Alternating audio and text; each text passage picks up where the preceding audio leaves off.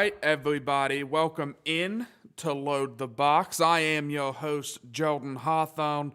This is Jack Day over there in that direction. I pointed off the camera. Even whenever I get it right, I get it wrong somehow. We're talking the Cowboys tonight. We had a fun show last week talking head coaches and going over that Carolina win.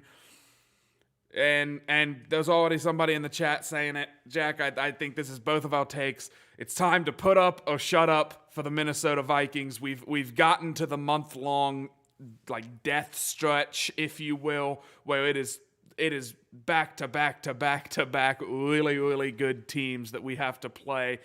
Let's see what this Vikings team's made of. Let's see if Mike Zimmer's going to have a job next season in Minnesota. Unless he's going to go coach the Wild or something. I don't know. I think this month is going to determine that. But before we get into before we get into the Dallas game, before we get into anything football related, Jack Day, how the hell are you? It's been a pretty solid week. A little bit better than last week. That's all you can ask for. We have football again, or meaningful football for Vikings fans out there this Sunday night, Halloween night, which is going to be, it's always entertaining watching games around Halloween. This one's going to be on Halloween, so I think there's probably going to be even more costumes, and not just at US Bank Stadium, but throughout the NFL on Sunday. There's always just really curious costumes that we'll see in the stands, and that makes it a little bit more entertaining. Pair that with some good football. I'm looking forward to that. The weather is starting to cool down. It's starting to feel like true football weather, which is always a plus. And I mean, starting next week on next week's show, it's already going to be November, which is just crazy to even think about. But looking forward to this game. I think there's a lot of national media outlets out there that are heavily putting favorites on Dallas Cowboys, which they are 5-1. The Vikings are 3-3. We'll get into that in a little bit, but I do think both of these teams are built really similarly, and I'm excited to talk about that a little bit more with you. Yeah, to me, it seems like the Vikings have no reason not to be the Dallas story this year, other than whenever they've went out on the field, they haven't been able to finish games off, and also, in my personal opinion, not to stout the show, crapping on Mike Zimmer after we did a whole show dedicated to getting rid of him, but you have to think that that's part of it. I mean, you look at what Dallas is doing; they're running the ball incredibly effectively, but the second they get stuffed in the run game, they're like, okay, we have a really good wide receivers, and we trust our quarterback, and they go out and they sling it. And it kind of makes you wonder why you haven't seen the Vikings play very similar to Dallas. Well, I don't. Look, I think Justin Jefferson's better than CeeDee Lamb, but CeeDee Lamb has been more explosive, you could argue, this season than Justin Jefferson just because of the offense that he plays in. So, it's all stuff that we're going to talk about. Trayvon Diggs, maybe texting with Stefan to, maybe get a little bit of revenge for his brother, pick off Cousins, make him look like trash. I don't know. I think Cousins had a hand in the Stefon Diggs departure. I think that was part of it, but I don't know. There's a few storylines to get into. To me personally, Trayvon Diggs is he's like the headless horseman for, if we're doing the Halloween, the spooky references. I mean, he strikes fear, and he should strike fear into every Vikings fan's heart. Come on, man. They've played 6 games. He's got 7 interceptions. It's a primetime game. It's kind of where Cousins is known to maybe let a ball get away from him or something. It just seems like there's no way Trayvon Diggs isn't leaving that game with at least 8 interceptions.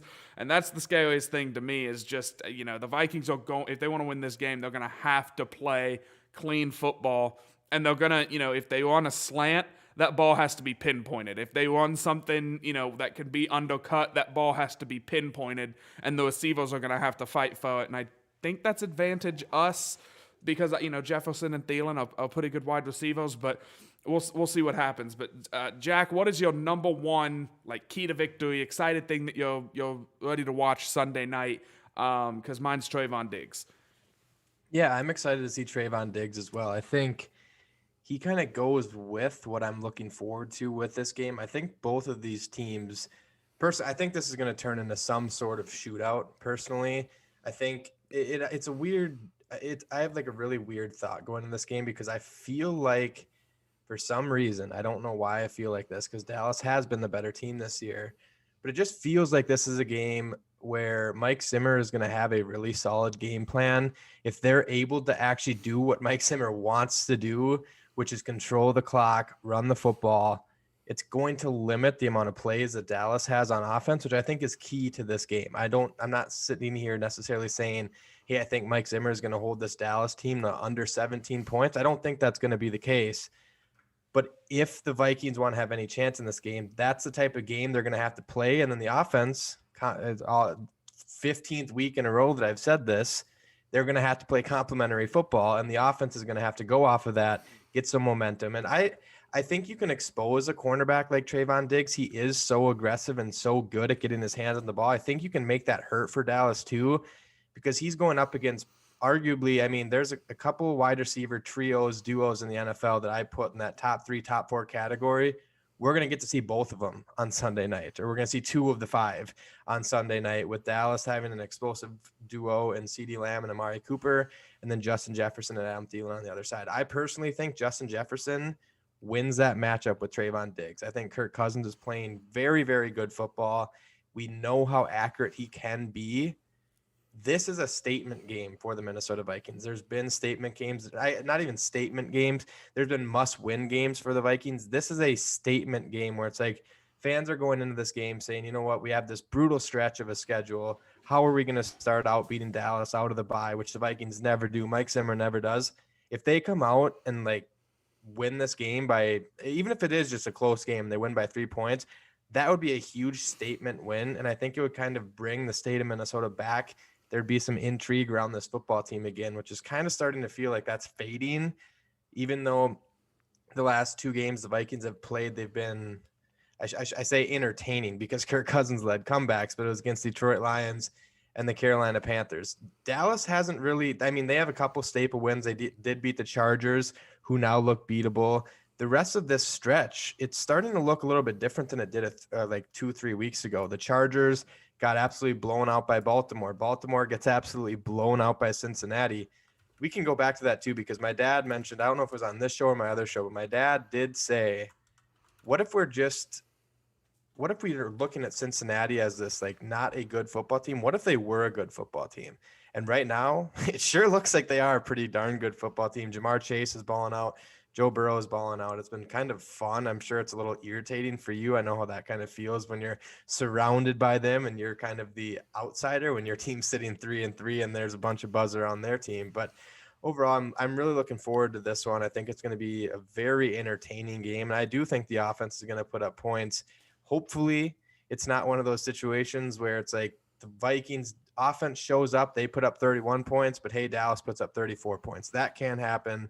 They have to figure out a way to slow down Dak Prescott and that high-powered Dallas offense.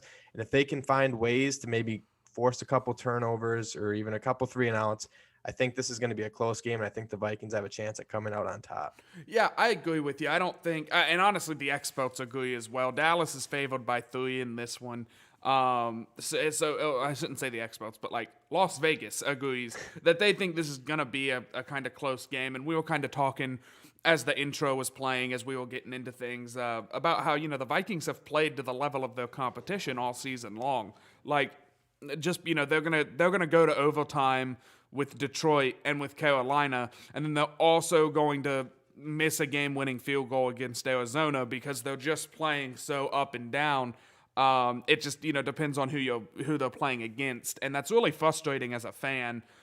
But in stretches like we're about to go on, it's kind of encouraging to know that, okay, look, no matter who we play, it's going to be a slugfest, and we're going to, it's going to be decided by a field goal probably. Kind of frustrating whenever the Vikings special teams is what it is, but we don't talk about that on this show. We'll leave that to the ESPNs and maybe to Jack's other show, but we're not going to talk about that on this one. I think a key in this game is we're going to have to adjust. It all goes back to offense for me, because I agree with you. I do think Zimmer's going to have a game plan, but I think that game plan is going to be a lot more like just keep the ball away from Dallas's offense rather than how do I stop it. And I think that Kubiak and Zimmer, they're going to have to be very malleable this week. They're going to have to be willing to adjust on the fly. And if the run game's not working, because Dallas's defensive line, they're not world beaters, but their linebackers are really, really good. I mean, Micah Parsons looks like he's going to be, just an elite linebacker for a long time. Leighton Vander Esch, he's always had hype around him. They have a third one, and then they cut Jalen Smith. He went over to Green Bay. But their linebackers are just so good. If we're running the ball and those athletic linebackers just keep shutting down the zone run scheme and they just keep getting Dalvin down for minimal gains, at some point you have to kind of make the call, okay, we're going to start throwing the ball a little bit more. But there's a fine line you walk where you're playing a defense that's so turnover hungry and they're just hot. They're just hot on defense, specifically Trayvon Diggs. If you start just trying to supplement the run game with quick slants, he's gonna jump out and pick off. He's gonna pick off one of these quick slants. So it's gonna be interesting. It feels like a catch-22, but I have faith that the professional offensive minded people in the NFL will be able to figure out kind of how you get that in. It's tough to pick off a screen pass to Dalvin Cook. It's doable. It's very doable, but we'll see what happens with the offensive play calling. But over this next month stretch of these brutal games, that's honestly something that I'm staring at with binoculars, zooming in as far as I can. I have to see a month of really good play calling from Kubiak, or else it's going to end up costing Zimmer his job, and it's going to end up costing him potentially jobs in the future. I'm sure he'll get other chances places, but it's been shaky to start his first season calling plays, which isn't necessarily a bad thing. He's had good games, he's had bad games. We just need to see him string together some of those good games. Zach, so I've watched a lot of the Dallas games, but what happened with Zeke? Why is Zeke looking so good now? Why is he really good at football again? I don't know. It was weird because last year when Dak went down, it was kind of similar. Like Zeke was feasting through the first 6 weeks of the season last year when Dak was healthy. And I think part of it has to just come down to how lethal that passing game is. We saw when was that the Chargers head coach was kind of talking about this, how that run game, it brings a physical element. It's not just about opening up the pass, but that kind of goes back and forth with throwing the ball too. Like if you have Amari Cooper, CeeDee Lamb, Dalton Schultz, their tight end is kind of exploding onto the scene. That opens up lanes. You can't have 8 guys in the box 24/7 when you're going up against, because it's Ezekiel Elliott and then Tony Pollard is also, but I think Tony Pollard, this was a couple weeks ago, so I haven't checked since. Pollard was actually beating Zeke yards per carry wise. And when you have a 1-2 punch with the Minnesota Vikings know about having, which they might not utilize quite as much as Dallas, it seems like they want to feed Delvin a little bit more than Zeke eats too. But these teams are just so similar. That's kind of what I was excited to talk about. You look at Dak Prescott and Kirk Cousins, both are accurate type quarterbacks. Obviously, Dak Prescott is a little bit more mobile, but the firepower is on offense for both teams. It's extraordinary. They're both extremely, extremely, I almost said aggressive because that's definitely not true for the Vikings, but they both have so much firepower. And going over to defense, there's similarities too. Obviously, Eric Kendricks and Anthony Barr, stud linebackers. We're starting to see Micah Parsons rise onto the scene. He was a guy that you and I had a lot of fun watching college tape on. What was this last February, March, whatever that time frame was. And there's another storyline that we haven't even brought up yet in this game. Xavier Woods, former Dallas Cowboy, Jaron Kearse, former Minnesota Viking, 2 safeties. I think Jaron Kearse is starting to see more and more playing time in that defense. 2 safeties flipping sides, getting a revenge game, if you will. I know that it probably means a little bit more. I guess I don't quite know how the exit was for Xavier Woods. We all know that the exit wasn't very pretty for Jaron Kearse leaving Minnesota. It was a little bit different, so I'm excited to see how that plays out. But I do think even with how good Trayvon Diggs has been playing, I think you can expose that a little bit. He's given up some big, chunkier type plays, and the Vikings have 2 wide receivers that are very, very good at making those type of plays. If you can get him to start biting early, give him some little stop and go routes or whatever you want to call them, get Justin Jefferson free up along the sidelines, I like the Vikings' chances because Kirk Cousins, there is this narrative. There's a lot of narratives going into this game that don't line up in the Vikings' favor. It's a primetime game for Kirk Cousins. Mike Zimmer hasn't been great in primetime games. He hasn't been great after the bye.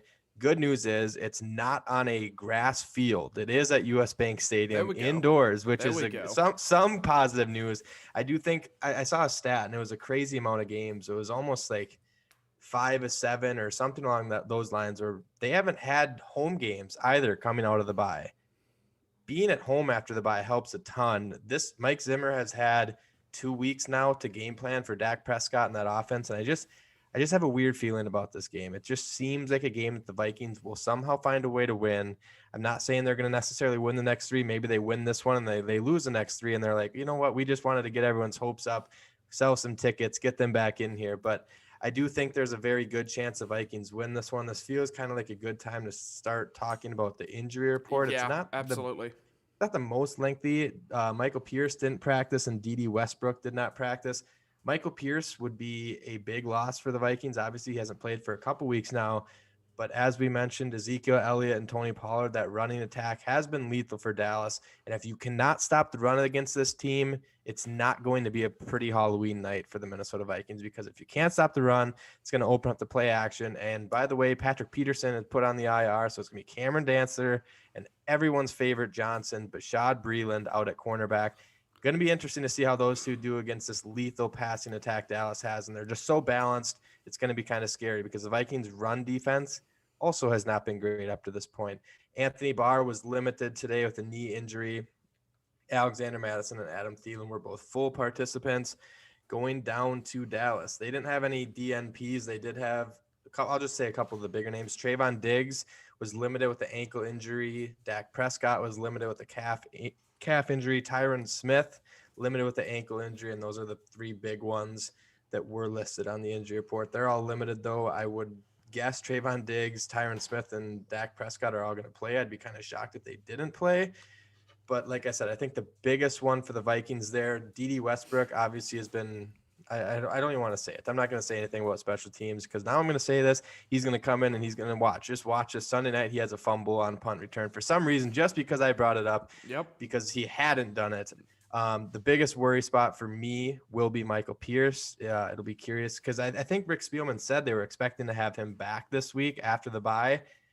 Getting him back with Delvin Tomlinson starting to play well, Armon Watts is starting to play well. Sheldon Richardson has been a very quiet name throughout the first 6 weeks of the season too. So Delvin Tomlinson and Michael Pierce being back together on the interior, that defensive line would be huge against this rushing attack.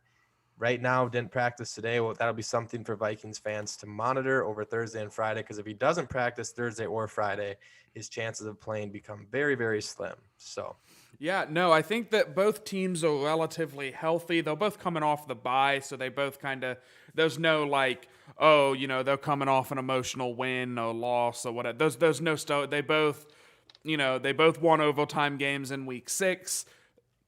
Against kind of maybe bad teams. Dallas beat New England, we beat Carolina, and then we got the bye, and now here we are, they're marching into US Bank Stadium. I find it funny going back to the Trayvon Diggs thing, talking about, running some stop and go, some double moves. That's one of I wrote that down and highlighted it 3 times. That's so important to beating this team, I think. Don't tell me if Mac Jones, and I can't even remember the receiver that caught that 75-yard touchdown that Trayvon Diggs tried to undercut against the Patriots. Don't tell me if Mac Jones and his receiver can do it, that Justin Jefferson and Kirk Cousins are incapable of hitting a deep ball against Trayvon Diggs, because he is very aggressive. But moving on, that offensive line is really good, and I think they're stouting 2 people that aren't even considered like stouters on the team, and their offensive line has still looked so good.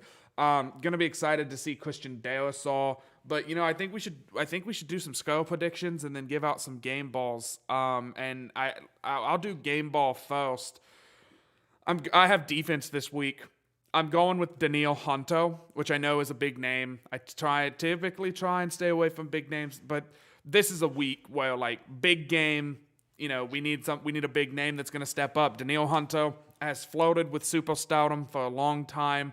There's no place better to make your name and to make your case for being one of the top edge rushers in the NFL than on Sunday Night Football. Chris Collinsworth can, say, here's a guy and, talk about, it'll be this awesome thing. But if we're going to win this game, we've got to get Dak moving. Not moving like running for first downs. I'm talking we need him running backwards and to the right, and we need Danielle Hunter getting constant pressure on him. But then also, and this is an underrated thing that the elite pass rushers typically do, like the really elite ones, he's got to be good in run support. He has to set an edge in the run game. He has to be forcing them insides. That way Kendricks and Bow, Vigil, all of our linebackers can come up and make their plays. And that goes for the entire defensive line. But Danielle Hunter's the guy who I think has the best chance of taking Dak Prescott to the ground a couple of times. So we need him to we need to just be seeing him dominate all night. And it's a tall task. It's a very difficult thing to ask of Danielle Hunter going up against.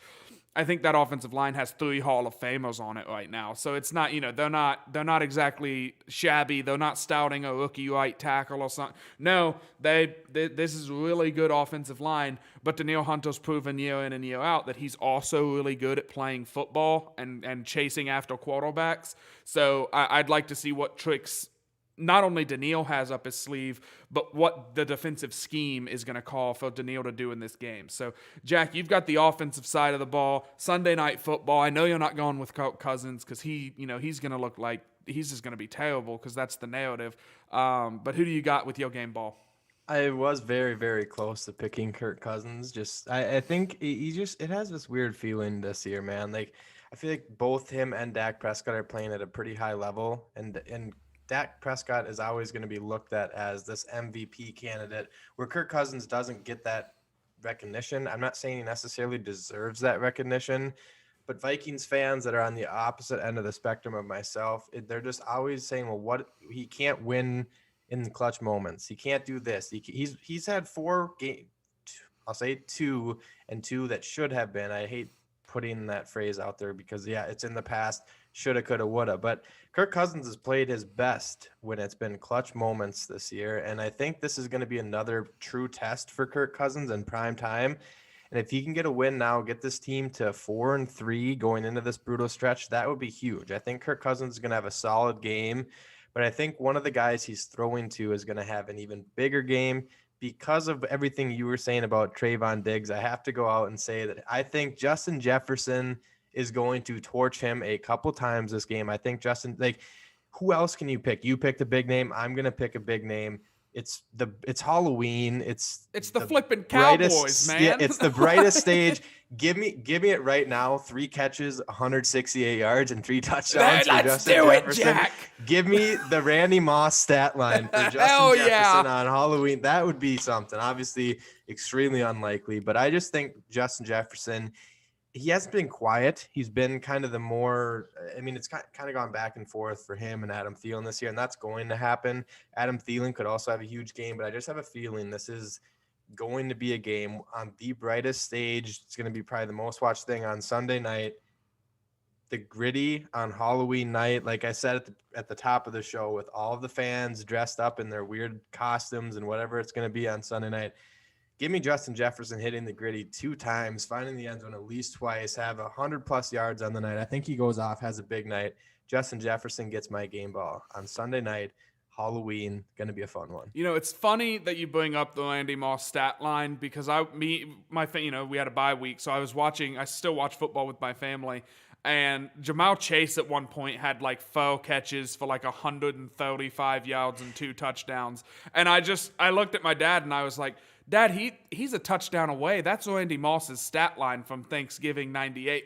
What do you want from this guy? Because he's been playing well, and to tie it in to make it not just a random Cincinnati Bengals thing. Of course, Jamar Chase was Justin Jefferson's teammate at LSU, along with Joe Burrow. So let me get to the chat before we do score predictions, and then get out of your guys' hair. Jeff Hawthorne saying Vikings front 7 on defense will decide if we win or lose. Could not agree more. I will talk a little bit more to that in my score prediction. Chris Land says, "Sup, fellas." Diggs gives up big numbers. The interception number overshadows the yards and catches he gives up. I agree. He's not like playing elite, but look, man, I will take a guaranteed turnover if it means a couple of extra catches. Like if Bashad Breeland got one interception every game, I wouldn't complain about him as much. Like, okay, yeah, he got touched, but it's like, okay. Like he's gonna give us the ball back probably in plus field position. He's basically just guaranteeing us 3 points if our kicker can make a kick. So there's kind of a give and take there to playing super aggressive, and it's what the Eagles did when they won their Super Bowl, was they just super aggressive, constantly jumping routes, smothering run defense, and at some point you just didn't have the time to go deep, so you tried to throw quick slants, and there was the safety jumping her out and taking it back for 6. So time to get into who wins this game. Do you want to go first, or do you want me to? You can go first. That's All fine. right. I'm so down because I feel like I really do think the Vikings have a shot in this game. I don't think this is blowout territory. I don't think this is, like the little engine that could, where, if the Vikings even compete, then we should all jump for joy. No, if the Vikings lose this game, we should be upset because I think the Vikings, it's a home game. We should be able to go in and beat, good football teams on our home field. I'm going to pick the Vikings in this one, and I'm going to go back to a game that you were at, Jack Day, in 2018, I think it was 2018, when you went to the LA Rams game, and it was Cousins' first season, and it was just a shootout. I mean, it was like we got the ball and we'd hit Aldrick Robinson for a 60-yard touchdown, and then they'd get the ball and they'd touch Anthony Barr with Cooper Kupp for a 75-yard touchdown, and it was back and forth and back and forth. And I know I had defense. I picked Danielle Hunter to win the game ball. But I always do this. I get this in my head. I just tell me that it doesn't sound good. Vikings down 38-34. Get the ball with a minute and a half to go. But they don't get strip sacked this time because now they've got Rashad flipping Darrisaw playing left tackle, and he's just going to be dominating all game long with Brian O'Neill on the other side. So there isn't a strip sack, which is you just combined his name with Rashad Hill. Now you're going to jinx him. Christian Darrisaw. Sorry, I was trying to think of who was the left tackle that season, and I was like, I think it was Riley Reif. Probably. That sounds right. Yeah, because I think that was the year we moved Ramos to guard. But anyway, Christian Darrisaw, not Rashad Darrisaw. Rashad Hill's bad. Christian Darrisaw's good.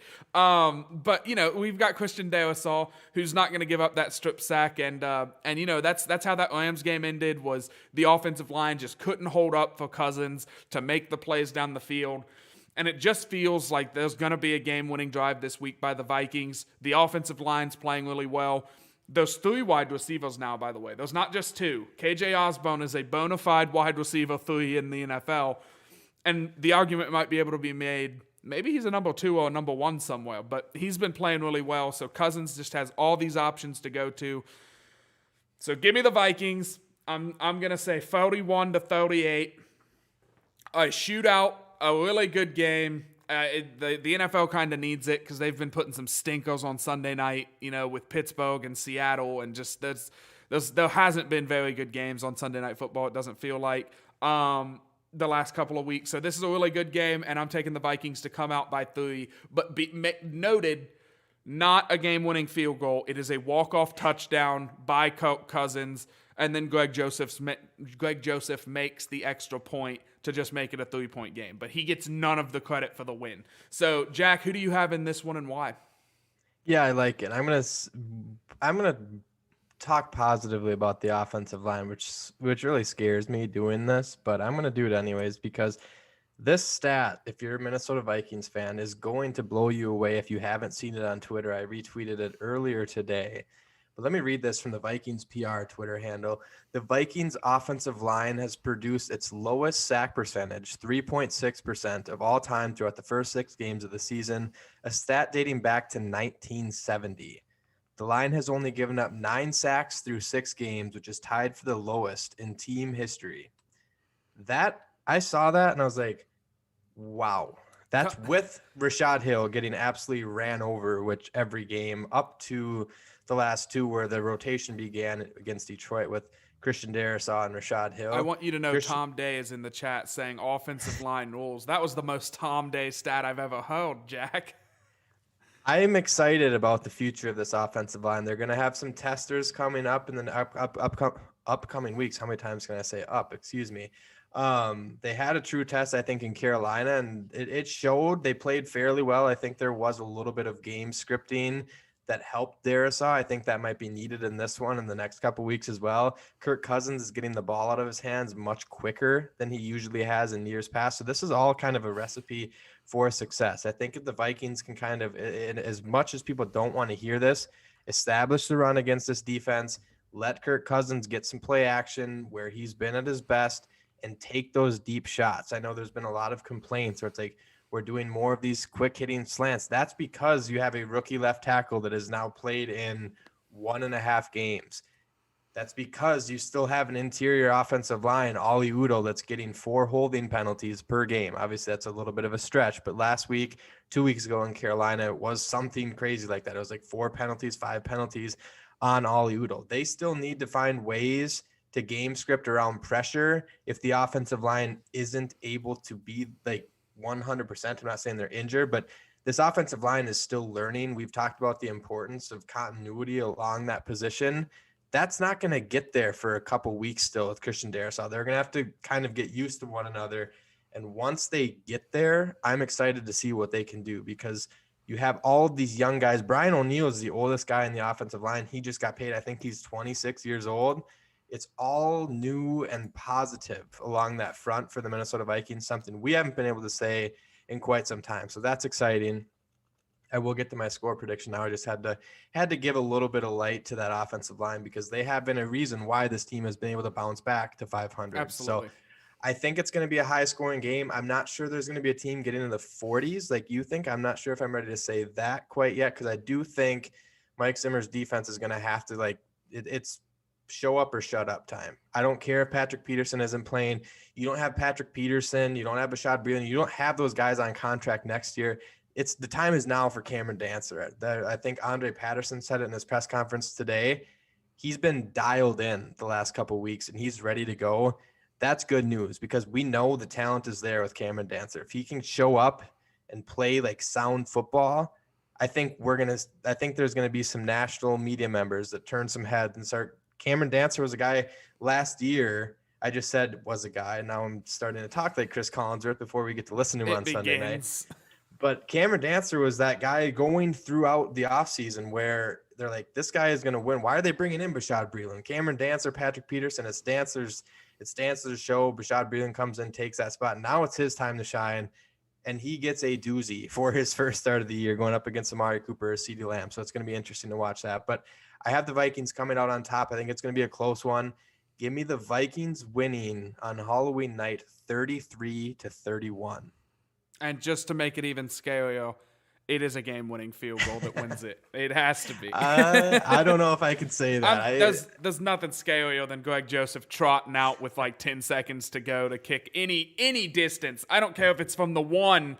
Nothing will be scarier than the Vikings having to make a game-winning kick. But I mean, really, I think that's gonna wrap it up for me anyway. I know you'll kind of give the final thoughts of the night to send us in. Chris Land says he's gonna be crashing my house on Sunday, and then Tom Day, of course, saying that it's because you've spoken highly of the offensive line. It's gonna be a long night Sunday night, Halloween night. I don't know. I guess my final thoughts of the evening are just going to be like the season's not over if we lose to Dallas. But if we beat Dallas all of a sudden next week against, I think it's Baltimore next week, it doesn't feel as must win as maybe it does, every other game. Like it's like, okay, look, if we can get out of this stretch 500, I feel a little better about, especially if one of those wins is against the Packers, then I feel a little better about the rest of the season. I still think that the Vikings at, what would we be if we, like at 5-5 would be in a good place to potentially go on a run because this is, I think, the most brutal part of the entire schedule. Because towards the end we get Chicago twice and we get the Lions again, and I think the Rams are in there at some point, so that's not exactly easy, but It's tough to look at the schedule and make predictions and whatnot, but I think the Vikings have to find a way to get out of this 500 or better. And I think this is a winnable game. I think all of them are winnable games, but the Vikings, I want to shift the narrative from, oh, they've hung in there with these really, really good teams, to the Vikings either beat these good teams or they don't. And I think the standard should be winning, not competing with good teams. We have to, the Wilfs want that too. That's been reported for, all season. It's, I don't really know like how I'm trying to put it in a way that isn't just the Vikings need to win games or else they're going to lose jobs and they're going to lose fan support. And it's gonna get ugly. You're gonna have Bashad Boolan tweeting about his Johnson, and you're gonna have fans booing the offense every time they come on or come off the field because they're so frustrated. And it's not even that they're frustrated with the players; they're frustrated with the play calling, I think. So this is gonna be a really big chance for a statement game for the Vikings. We've both picked them, but I mean, how are we not going to pick the Vikings? It's the dang Cowboys. Hopefully we'll end the game on a Hail Mary and Justin Jefferson will push off and I can listen to Cowboys fans cry about it like Vikings fans do.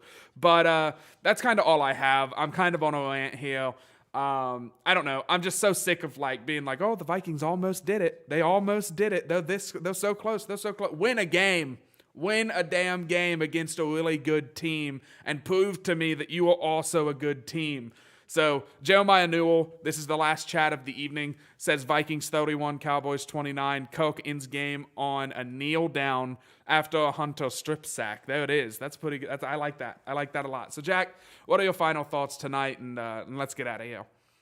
Yeah, there's just something about beating the Dallas Cowboys that it's always going to feel good. I think there's 31 teams across America that feel that way just because they have a fan base. And I don't need to get too into this. I don't want to go on a New Orleans Saints type rant. But when the Vikings beat Dallas in 2009 to go to the NFC Championship game, they scored a touchdown late in the game, and it ended with Jason Witten absolutely bawling in his press conference, being a little bit of a baby, saying they're running up the score. Yeah. I need to cry. I'm a grown man. I'm going to cry some more. There was nothing sweeter as a Vikings fan than having watched that.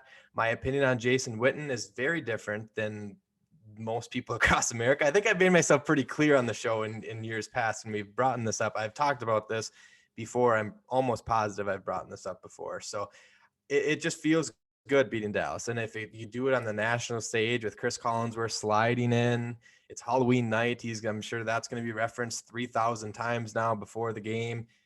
Sunday Night Football, their like social media team put out an A+ tweet where they were like Vikings and Cowboys players in like Halloween costumes. And they decided to have Kirk Cousins dressed up as Michael Myers. So it's Kirk Myers. And it's the last and final day of Kirktober. I will say that too. So give me a Kirk Cousins, Michael Myers performance where he comes out and absolutely puts a dagger in this Dallas Cowboys defense. 4 touchdowns, just absolutely goes off. That is I need that. Gold, Jack. That was gold. We need Kirk Cousins to perform, and he's done it on primetime. He's had huge games. That Thursday night game against the Rams, he put up big numbers. Kirk Cousins has had solid numbers. I saw a tweet today or yesterday, I think it was Dustin Baker that tweeted it out. Kirk Cousins and Dak Prescott's primetime numbers are nearly identical. It comes down to playing complementary football, which you're probably going to get sick of hearing me say that over and over and over again, but I'm not going to stop saying it until this Minnesota Vikings team learns how to do that. Kirk Cousins, I'm expecting big things out of you on Sunday night. I think he is going to play that role extremely well. I would love to see them come out with a win and Kirk Cousins kind of go to his press conference dressed up as Michael Myers. I'm not going to get my hopes up that that's going to happen, but I would absolutely love that. So I think Vikings fans have a lot to be excited for. This is going to be a fun one. Like I said, primetime football. I feel like it's been a while. Obviously, it has been a while since there's been fans at US Bank Stadium during prime time. It's been 2 years now since that's been the case. It's going to be fun. I think the Vikings have a good chance of coming out on top. Most importantly, Skol as always.